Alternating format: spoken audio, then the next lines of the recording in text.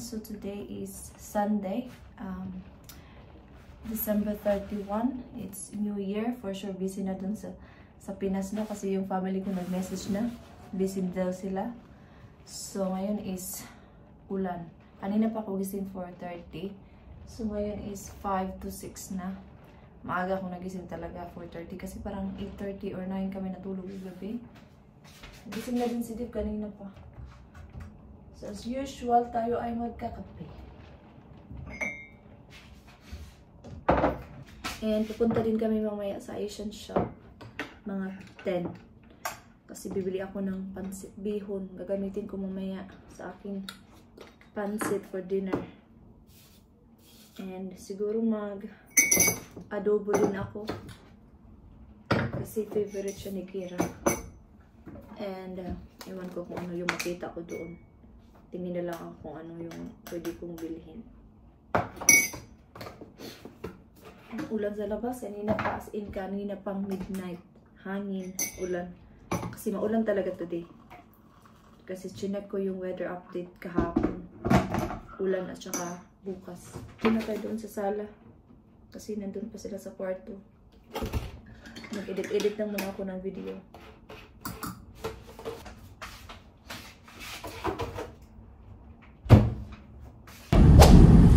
Tates do hamsters. Huh? Yeah. Latches. Work back on.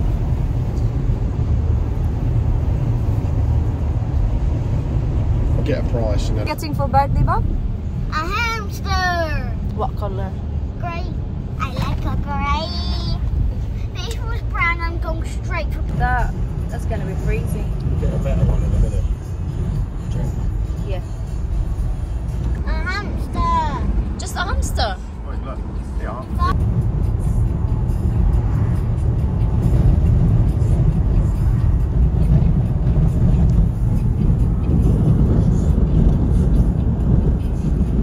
That's one of the best girls' schools in the country. Yo!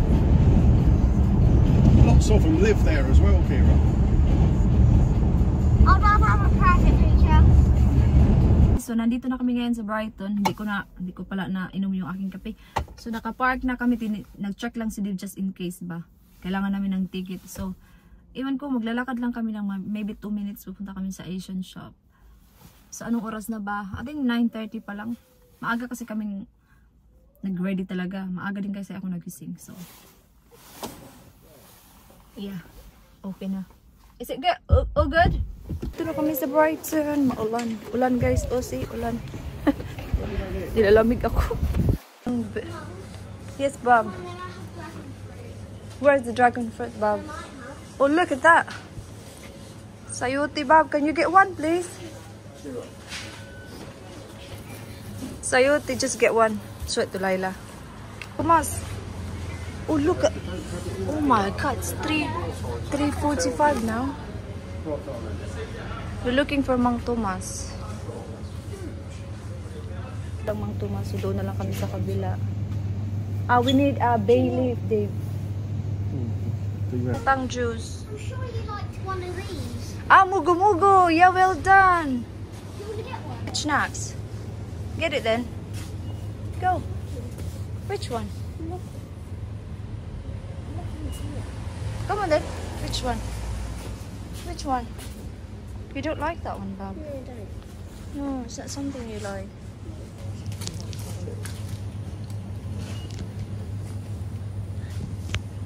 Yeah, that's fine. We can do it together. Come on, Bob.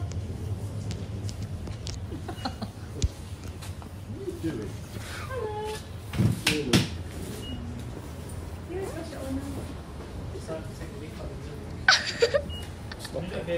Yes, please. Yes.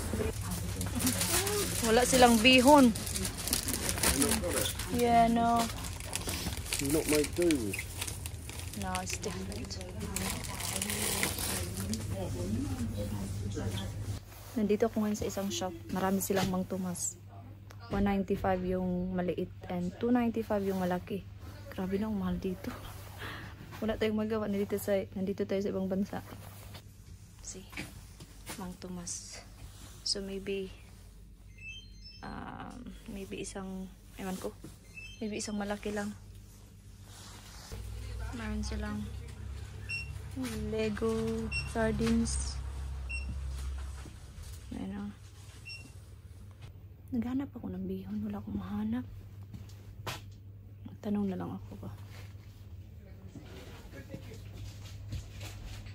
Nagtanong ako kung may noodles sila. Nandito pala sa baba. Look. Ang dami. Buti na lang nagtanong ako. Alis na sana ako. Dami ditong noodles. Yung pansit bihon yung hinanap ko. Baka kasi magpansit ako mamaya. Yan o. Pansit bihon. Nasaan ka? Wala silang pansit bihon. Uy. Tingnan nyo, naubos na siguro. Binili ng mga Pinoy. Kasi wala nang pansit bihon. Yan na lang yung gagamitin ko ata. Pansit canton. Maybe start with hamster. This guy wants me. The grey one's in the back. That's the one you like. The grey one. The grey one's in the back. Cute. Nandito kami ngayon sa Pets at Home. Where is it? Where is it?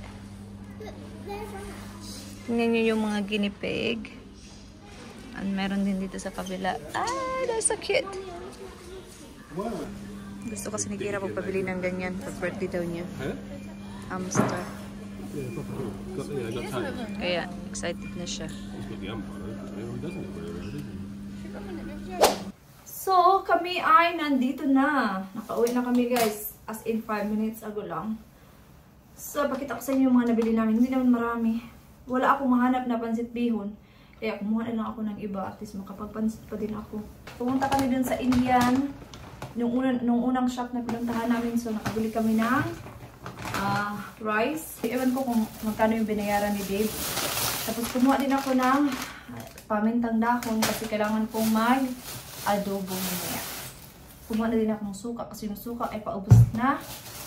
Kumuha si Kira ng mugo-mugo. Kasi sabi niya sa akin, di ba ma'am, ito yung ino-inom mo? And then, kumuha ako ng sayote. At saka, 2 saging. Sa Chinese shop, kasi wala akong mahanap na bihon talaga na yung pansit bihon. So, bumili ako ng spring roll na, ang tawag dito ba? Pang spring roll, kasi mag-spring roll ako mamaya. Kaya pupunta ako sa Mores, so bibili ako ng mga gulay. And then, kumuha ako ng Mang Tomas kasi favorite yan ni Kira. Ito na lang siya, yung pansit canton na lang. Kasi wala kasi talaga silang pansit bihon. And then, kumuha din ako nito para i-mix ko sila mamaya. Yun lang naman yung nabili namin kasi nga wala kami mahanap na bihon. Ay, yan lang din naman talaga yung kailangan nito. So, ito na, nakat ko na yung repolyo at saka yung carrots. So, yung ginawa ko sa carrots is ginanito ko siya. Kasi madali mamaya pag mag-wrap. So, yun. So, pinadrain ko lang muna siya para mamaya pag gisa ko, walang tubig. So, yun. Wow! You're so flexible, baba. Amazing. Careful, because you're careful. So, ilagyan ko din siya ng bell pepper. So, ito na yung magigisa na ako. Hindi ko na ipakita sa inyo kasi alam niyo naman yan. Mas magaling pa kayo sa akin. Tapusin ko muna yung aking kape. And then, yung sunod kong gagawin is ibabad ko yung chicken sa tuyo.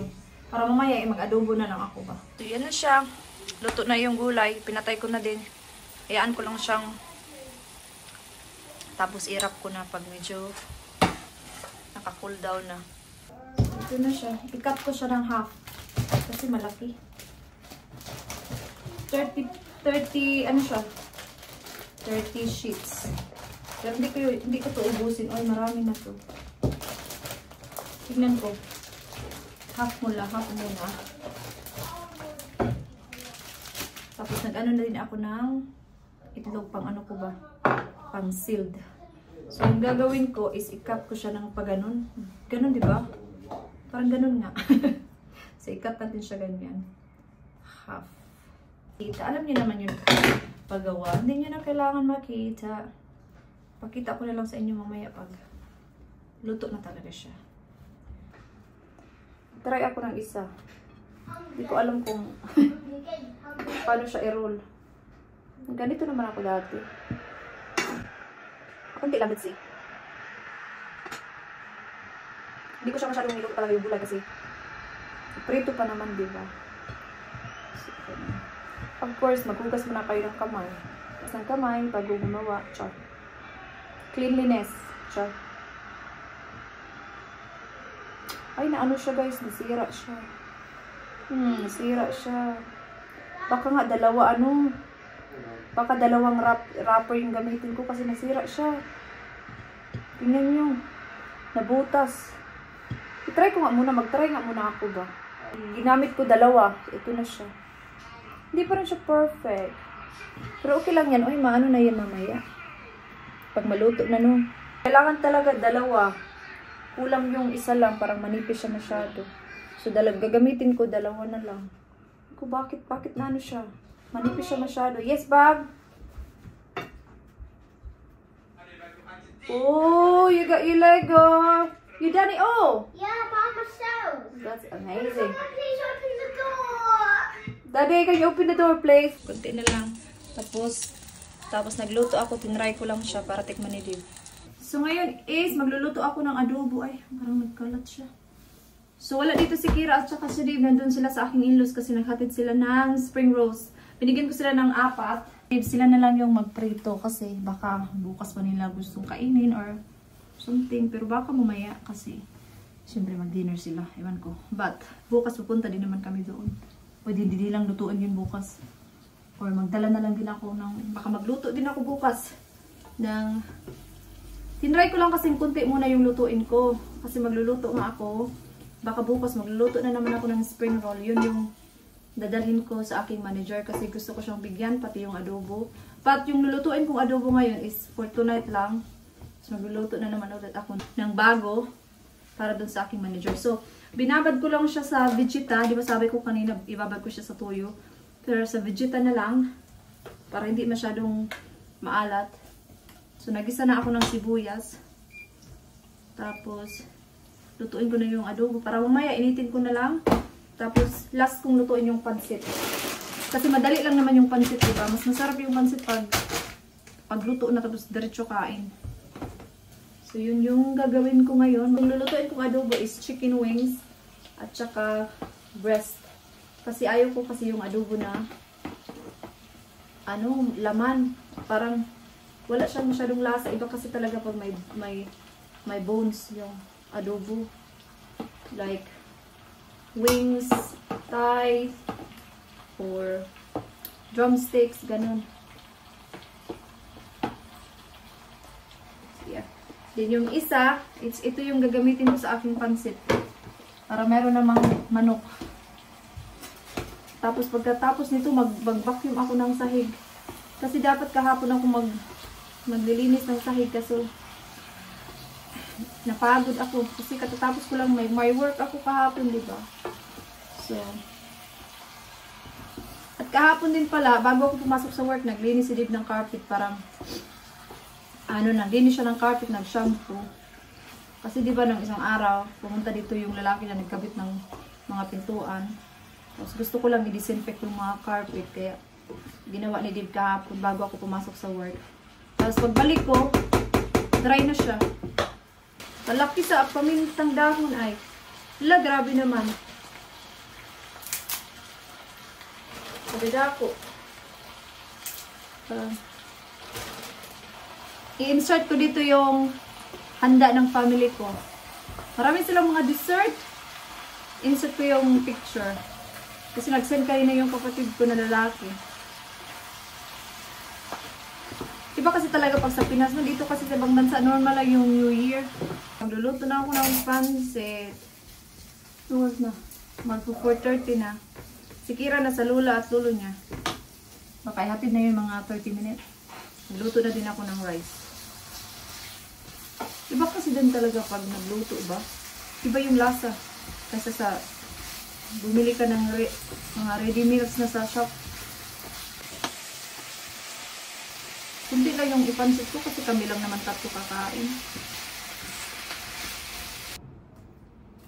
Mas mura bumili ng noodles sa mga English shop kasi sa Asian shop. Pero iba din kasi talaga yung may something din talaga na iba. So everyone, so tapos na kami kumain at kami ay busog na busog. Hindi na ako nag-vlog kasi pumunta dito yung father-in-law ko, nag-drop kay Kira, tapos while pagkadating kasi ni Kira, nag-prepare na ako para kumain. Kaya hindi na ako nakapag-vlog kasi baka maano na ba, hindi na mainit yung kainin namin. So, kaya pagka alis ng father-in-law ko, kumain agad kami kasi nandun na sa mesa yung pagkain namin. So, at isa pa, ayaw din ni Kira na nag-video-video kapag kumakain. Yes, si Kira ayaw niya nag-video na kumakain. Iwan ko sa kanya. Sabi niya sa akin, you can vlog but not when we are eating. At saka bata na yun na sinabihan ako na bakit daw mag-video-video daw na kumakain. Tama nga din naman siya, no? Bakit nga din?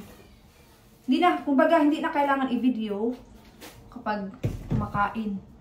But, syempre, for the content din minsan. But ayaw niya, kaya hindi niyo nakikita si Kira masyado. Okay naman sa kanya minsan, but hindi talaga every time. So yeah, ako yung naglilinis na dito sa kusina kasi yung mga oil. Diba yung oil pag after mong magluto? So yeah, I think i-end ko na yung vlog dito, no? Kasi wala na akong gagawin. Si Kira maliligo na yan soon. Nanood lang sila ng TV. And then, so yeah, gusto ko lang magsabi na Happy New Year to all of us. And sana maganda yung pasok ng ating 2024. Grabe, ang bilis talaga ng panahon, no? End of the year na. Tapos 2024 na, grabe. Madali tayong tumanda nito, no? Anyway, so thank you so much guys for watching and I hope to see you guys on my next vlog. Bye-bye!